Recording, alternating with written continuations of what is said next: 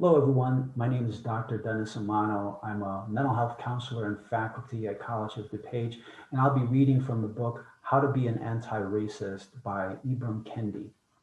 And I'll be reading an excerpt from his chapter on power. A Black woman greeted us at the front door of Grace Lutheran School. She had been waiting. She was the school's third grade teacher, and after a quick greeting, she took us down a corridor. Classrooms stood on both sides, but I fixated on the class photos outside the rooms.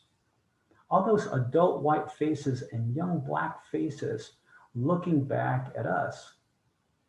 We occasionally peeked inside nicely decorated classrooms. No sounds, no students, no teachers, just footsteps.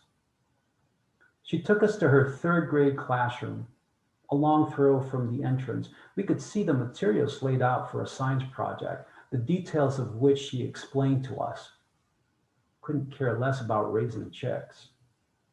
Then she took us over to a round table and asked if we had any questions. Sitting down, my mother asked a question about the curriculum. I did not care much about that either. I started looking more intently around the classroom. A pause in the discussion caught my attention. Dad had just asked about the racial makeup of the student body. Majority Black. I took note. My mind drifted away again, this time wandering around the classroom and around the school, trying to imagine the students and teachers remembering those pictures in the hallway. A pause caught my attention again. A question popped out of me. Are you the only Black teacher? Yes, but I cut her off. Why are you the only Black teacher? Puzzled, she looked away at my parents. My parents exchanged curious looks. I kept staring at the teacher, wondering why she was looking at my parents. Ma ended the awkward silence. He has been reading biographies of Black leaders. Ma was talking about the critically acclaimed Junior Black Americans of Achievement series, promoted by Coretta Scott King. Dad had bought a stack of these biographies, towering over 100 now. Martin Luther King Jr., Frederick Douglass, Mary McLeod Bethune, Richard Allen, Ida B. Wells. Dad kept urging me to pull from the tower for every writing project. These gripping biographies were as exciting to me as new video games on my Sega Genesis. Once I started reading, I could not stop. Discovering through these books the long history of harm done to Black Americans left me seething and brought to life a kind of racial consciousness for the first time. He's very much aware of being Black. Mom made sure to add, looking at Dad. She did not look for confirmation. Dad nodded in agreement anyway, as I stared at the teacher awaiting my answer. In that classroom, on that April day in 1990, my parents discovered that I had entered racial puberty. At 7 years old, I began to feel the encroaching fog of racism overtaking my dark body. It felt big, bigger than me, bigger than my parents or anything in my world, and threatening. What a powerful construction race is. Powerful enough to consume us, and it comes for us early. But for all of that life-shaping power, race is a mirage, which doesn't lessen its force. We are what we see ourselves as. Whether what we see exists or not, we are what people see us as, whether what they see exists or not.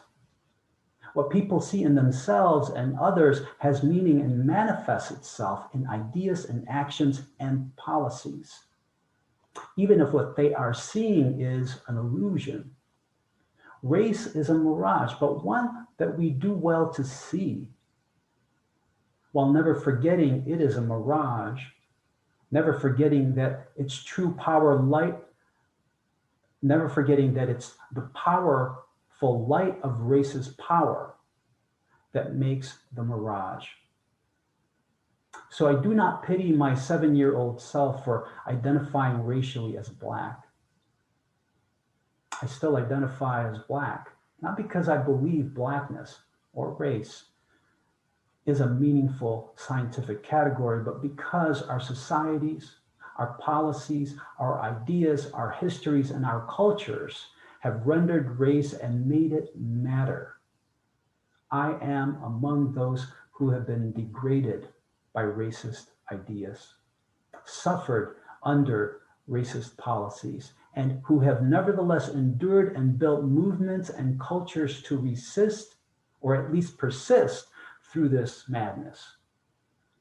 I see myself culturally and historically and politically in Blackness, in being African American, an African, a member of the forced and unforced African diaspora.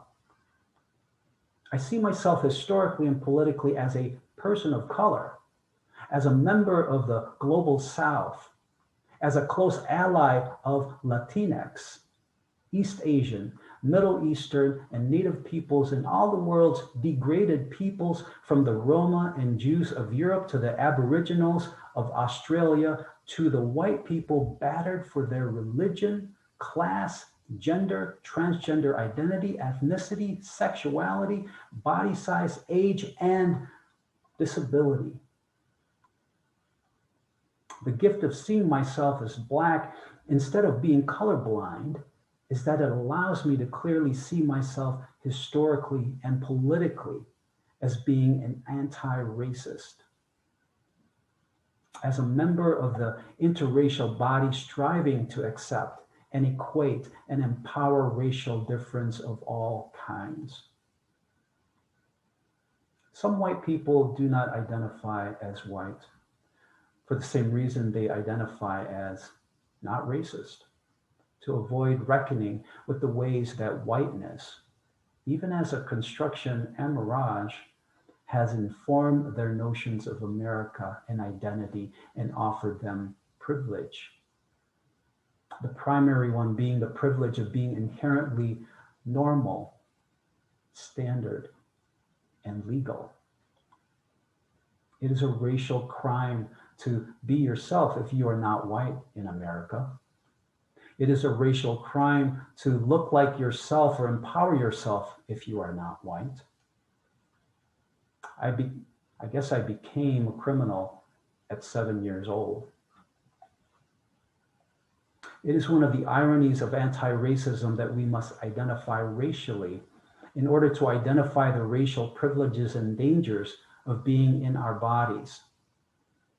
Latinx and Asian and African and European and Indigenous and Middle Eastern, these are 6 races, at least in the American context, are fundamentally power identities, because race is fundamentally a power construct of blended difference that lives socially.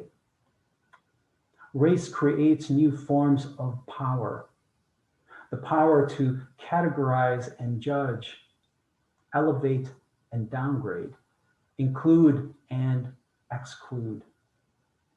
Race makers use that power to process distinct individuals, ethnicities, and nationalities into monolithic races. I'm going to end my reading by reading a post on Instagram back in June 2020 by Ibram Kendi. It was posted next to a picture of his 4-year-old daughter, and he writes, "I love, and because I love, I resist. There have been many theories on what's fueling the growing demonstrations against racism in public and in private. Let me offer another one. Love. We love. We know the lives of our loved ones, especially our Black loved ones, are endangered under the violence of racism. People ask me all the time, what fuels me? It is the same. love, love of this little girl, love of all the little and big people who I want to live full lives in the fullness of their humanity, not barred by racist policies, not degraded by racist ideas, not terrorized by racist violence. Let us be anti-racist. Let us defend life. Let us defend our human rights to live and live fully because we love. Thank you.